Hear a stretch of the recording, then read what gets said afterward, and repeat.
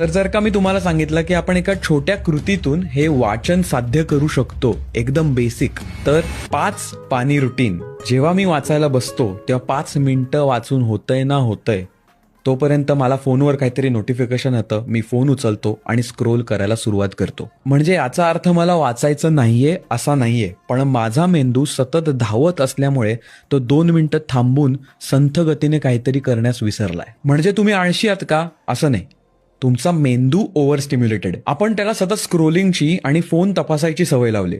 आता वाचन म्हटलं तर आपल्याला काय खूप सारं वाचून कुठे लेक्चर द्यायला जायचं नाहीये किंवा बका बका एखाद्या पुस्तकाची पानं देखील खायची नाहीयेत. मला वाचायला आवडतं, त्याने माझ्या विचारात भर पडते आणि मी नित्य नियमाने वाचतो. एवढं सुद्धा आपल्याला करता आलं तरी ते कमाल आहे. रोज रात्री आपला फोन अतिप्रचंड अंतरावर नेऊन ठेवायचा, एक पुस्तक उचलायचं आणि त्याची मोजून 5 पानं वाचायची. मोठ्या मोठ्या कादंबऱ्या पूर्ण करायचा लोड नाहीये, आज एवढे चॅप्टर्स वाचले ह्याचा काही लोड नाहीये, फक्त 5 पानं ॲट अ टाइम.